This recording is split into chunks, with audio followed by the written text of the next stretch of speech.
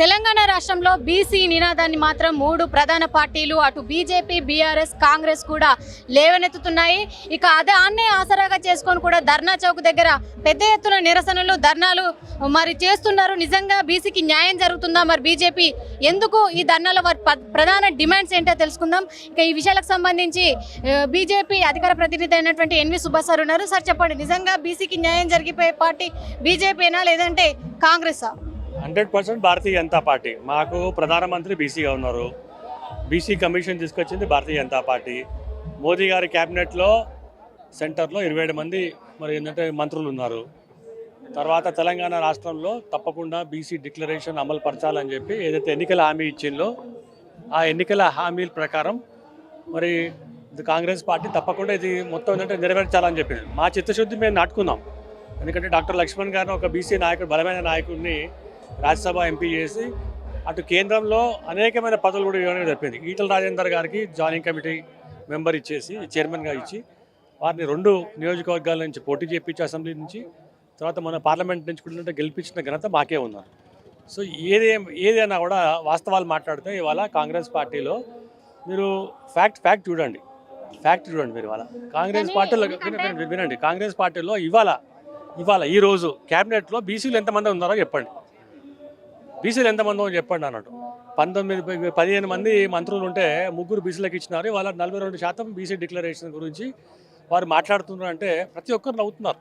అది ఏ విధంగా అన్యాయం చేస్తున్నారో చాలా క్లియర్గా అర్థమవుతున్నారు. కానీ మరి బీజేపీలో మాత్రం టీబీజేపీలో మాత్రం ఎన్నికలకు సమయం రాగానే మరి బీసీ అభ్యర్థిని ఎందుకు పక్కన పెడుతున్నారు? ఎందుకంటే గతంలో అసెంబ్లీ ఎన్నికల్లో బండి సంజయ్ రాష్ట్ర అధ్యక్షుడు ఉన్నారు. అసెంబ్లీ ఎన్నికల సమయం దగ్గర పడ్డే కొద్దీ తనని తీసి పక్కన పెట్టారు. మరి ఇప్పుడు ఎన్ రామచంద్రరావు టీబీజేపీ అధ్యక్షుడు ఉన్నారు. మరి లోకల్ బాడీ ఎలక్షన్స్ వస్తున్నాయి. మరి బీజేపీ అభ్యర్థి బీసీ అయి ఉంటే మాకు చాలా బాగుండేది. ఎందుకంటే బీసీ అభ్యర్థికి మేము పూర్తి స్థాయిలో మద్దతు ఇచ్చేవాళ్ళని చెప్పేసి క్షేత్రస్థాయిలో వార్తలు వినిపిస్తున్నాయి. దీన్ని ఏ విధంగా చూస్తారు? బండి సంజయ్ గారి 3 సంవత్సరాల ఏదైతే టర్మ్ ఉందో టర్మ్ అయిపోయింది. వారిని జాతీయ ప్రధాన కార్యదర్శిగా చేసినాం. తర్వాత ఎంపీతో ఏంటంటే మొత్తం గెలిచిన తర్వాత కేంద్ర మంత్రి పదవి కూడా ఇచ్చినారు. అంటే బీసీల మీద చిత్తశుద్ధి ఉందా లేదా? ఇది పార్టీ విత్ డిఫరెన్స్ అంటారు. ఒక బ్రాహ్మణుడు అయినంత మాత్రాన, ఒక బీసీ అయినంత మాత్రాన వారిని ఏంటంటే ముఖ్యమంత్రి చేస్తామో లేకుంటే వారిని ఏంటంటే మన ప్రెసిడెంట్ చేస్తామో అని అట్లా కాదు. పార్టీకు చాలా నియమనికలు ఉంటాయి. మీరు ఎందుకు ఇవన్నీ మాట్లాడుతుంటే 20 రాష్ట్రాల్లో మేము అధికారంలో ఉన్నాం. 20 రాష్ట్రాల్లో మేము అధికారంలో ఉన్నాం ఇవాళ, అంటే ఇంక్లూడింగ్ అలయన్స్ తోటి. 5 రాష్ట్రాల్లో మేము బీసీను ముఖ్యమంత్రి చేసినాం. 3 రాష్ట్రాల్లో మైనారిటీలను చేసినాం. ఎప్పుడైనా కాంగ్రెస్ పార్టీ చేసిందా? ఇది నేనేం కొత్తగా ఏం చెప్తలేను. ఇది కొత్తగా ఏంటంటే not pulling something from the air. ఇది వాస్తవాలు. మీరు ఒకసారి కంపేర్ చేయండి. యూపీఏ 1, యూపీఏ 2లో ఏంటంటే రాష్ట్రంలో ఎన్ని రాష్ట్రాల్లో వాళ్ళు బీసీ ముఖ్యమంత్రి చేసినో చెప్పండి.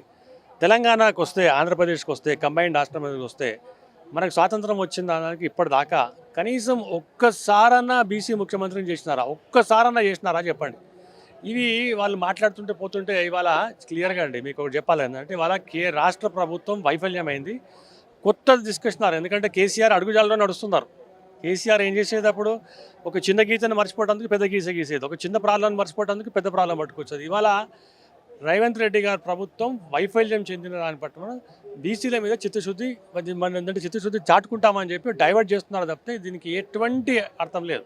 కానీ 42% రిజర్వేషన్ పూర్తి స్థాయిలో అమలు చేయాల్సినటువంటి బాధ్యత కేంద్ర ప్రభుత్వాన్ని.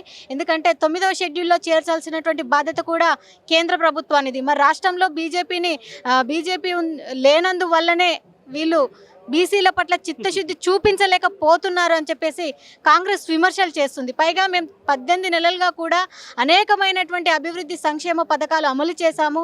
అభివృద్ధి సంక్షేమమే మా ప్రధాన ఎజెండా అని చెప్పేసి కూడా ఇన్ఛార్జ్ అయినటువంటి మీనాక్షి నటరాజన్ కూడా ఈరోజు పాదయాత్రలో పాల్గొంటున్నారు. దీన్ని ఏ విధంగా చూస్తారు? ఇప్పుడు చూడండి, ఇప్పుడు 2018లో కేసీఆర్ గారు ముఖ్యమంత్రి ఉన్నప్పుడు ఒక పంచాయత్ రాజ్ యాక్ట్ పట్టుకొచ్చినాడు.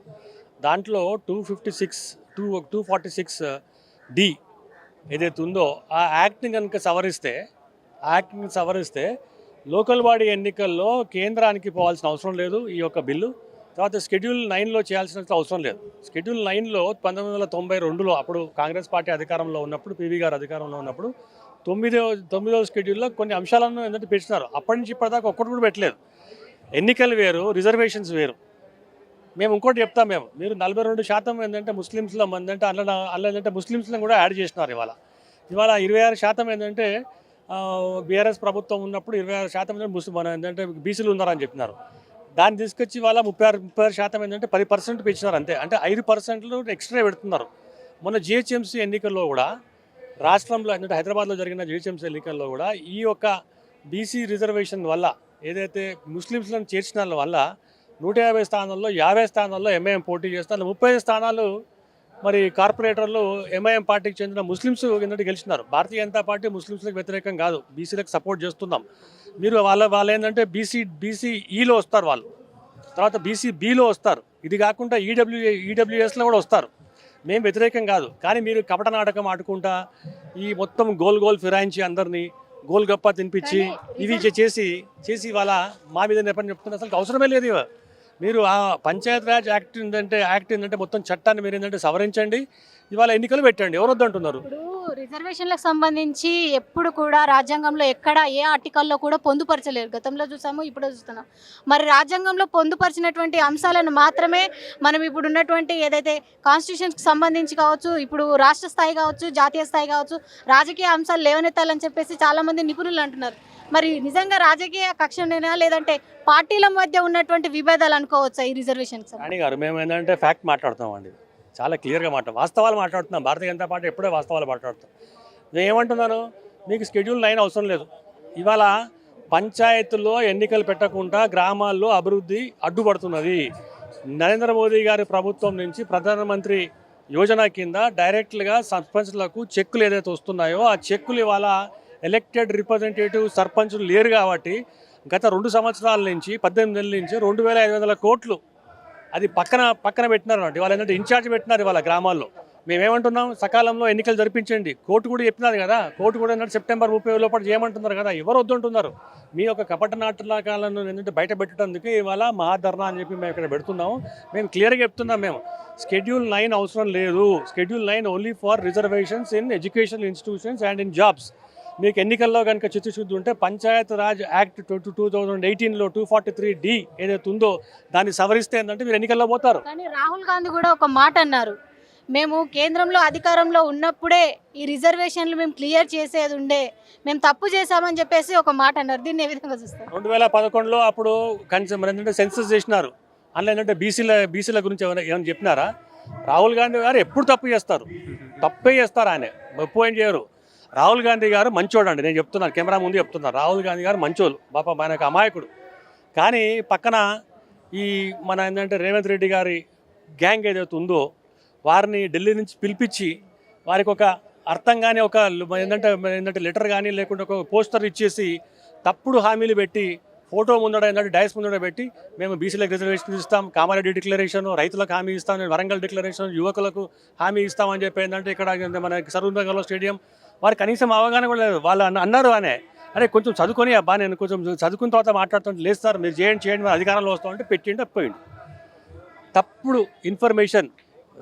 రేవంత్ రెడ్డి గారు ఒకటే చెప్తున్నాను, అయ్యా మేము సపోర్ట్ చేస్తున్నాం, 100% సపోర్ట్ చేస్తున్నాం. మీరు మీ పక్కన ఎవరైతే ఉన్నారో, మీ కోటరీ ఉన్నారో, ఆ గ్యాంగ్ ఎవరైతే ఉన్నారో వాళ్ళని పక్కన పెడితేనే మీరు ఏంటంటే బాగుపడతారు. లేకుంటే ఈ ఖమ్మం బ్యాచ్, తర్వాత Nalgonda batch, Khammam batch, Nalgonda batch మళ్ళీ చెప్తున్నాను, మీ ముఖ్యమంత్రి పదవి చుట్టం చేసి వాళ్ళు కనీసం ఒక 6 నెలలైనా ముఖ్యమంత్రి కావాలని చెప్పి ప్లాన్ చేస్తున్నారు. మీకు ఎటువంటి చిత్తశుద్ధి లేదు. చిత్తశుద్ధిగా అనుకుంటే ఏంటంటే ఎన్నికల్లో లోకల్ బాడీ ఎన్నికల్లో పెట్టండి, తప్పకుండా మేము ఏంటంటే దానికి సపోర్ట్ చేస్తాం. ఇప్పుడు లోకల్ బాడీ ఎన్నికల్లో క్యాడర్ను లీడర్ చేసేటువంటి అవకాశం వచ్చింది. మరి బీజేపీ ఎంతవరకు ఇస్తారు? మా రాష్ట్ర అధ్యక్షుడు రామచంద్రరావు గారు వెనక ముందు చూసుకొని ఎటువంటి దాంట్లో ఏంటంటే ఎటువంటి 42% కాదు 45% మేము లోకల్ బాడీ ఎన్నికల్లో బీసీలకు అవకాశం ఇస్తామని చెప్పి చాలా క్లియర్గా చెప్పినారు. మేము వెరీ క్లియర్ 100% క్లియర్. మేము క్లియర్. మీరేంటంటే కన్ఫ్యూజ్ అవుతున్నారు. మా టాప్ బాస్ ఢిల్లీ నుంచి మొదలుకొని హైదరాబాద్ దాకా చిన్న కార్యకర్తను కూడా అడిగినా కూడా ఇవాళ బీసీలకు అన్యాయం జరుగుతుందని చెప్తున్నారు. We're very clear. You are confused and then making people confused. మీ యొక్క వైఫల్యాలను కప్పిపుచ్చుకోవడానికే కొత్త తెర పట్టుకొస్తున్నారు. ఇది చాలా క్లియర్గా మీరు ఇచ్చిన హామీల గురించి చెప్పండి, హామీల గురించి మాట్లాడదాం, పోదాం పండి, మీ కెమెరా తీసుకొని పోదాం పండి. ఎక్కడ ఇవాళ ఎవరన్నా ఏఐసిసి ఇన్ఛార్జ్ వచ్చి ఏంటంటే పాదయాత్ర చేస్తారా అండి? ఎందుకు చేస్తున్నారంటే వీళ్ళు ఏంటంటే నమ్మకం లేదు, వీళ్ళు ఏంటంటే మొత్తం తప్పుడు సమాచారం ఇస్తున్నారని చెప్పి అసలు ఎన్నికలు కూడా పోస్ట్పోన్ చేసి ఒక ప్రక్రియ కూడా మొదలు పెడుతున్నారు. కానీ ఇప్పుడు క్షేత్రస్థాయిలో చూస్తే మాత్రం అధికారంలో ఏ ప్రభుత్వం ఉందో ఆ ప్రభుత్వం నుంచి నిలబడ్డటువంటి క్యాడర్నే అక్కడ ఏమంటారు ఎంపీటీసీలు కావచ్చు, జెడ్పీటీసీలు కావచ్చు, సర్పంచులు కావచ్చు చేసేటువంటి అవకాశం చాలా ఉంటుంది. మరి బీజేపీకి గెలిచేటువంటి అవకాశాలు ఉంటాయంటారా?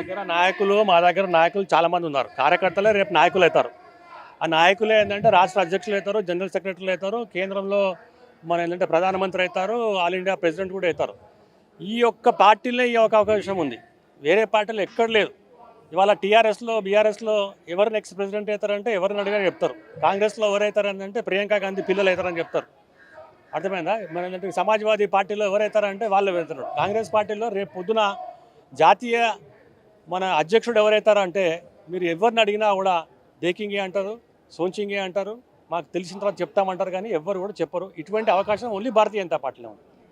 మొత్తంగా చూస్తే మాత్రం క్యాడర్ని ఏదైతే కార్యకర్త నుంచి ప్రధానమంత్రి వరకు చేసేటువంటి పార్టీ కేవలం బీజేపీ పార్టీ. ఎందుకంటే అధికారంలో ఉన్నంత మాత్రాన అటు కాంగ్రెస్కి సంబంధించినటువంటి అభ్యర్థులు అటు క్షేత్రస్థాయిలో మరి వాళ్ళకు ఉన్నటువంటి రిజర్వేషన్లు పూర్తి స్థాయిలో అమలు కాకపోవచ్చు, కానీ బీజేపీ మాత్రం పూర్తి స్థాయిలో 45% వాళ్ళకు పోటీ చేసుకునేటువంటి అవకాశం ఉంటుంది. క్యాడర్ని లీడర్ చేయడానికి స్టేట్ బీజేపీ ఎప్పుడూ ముందుండి అంటున్నారు. ఇక స్పోక్స్ పర్సన్ అయినటువంటి ఎన్వి సుభాష్. వీడియో జర్నలిస్ట్ రంజిత్తో రాణి, కొలుగురు 24/7.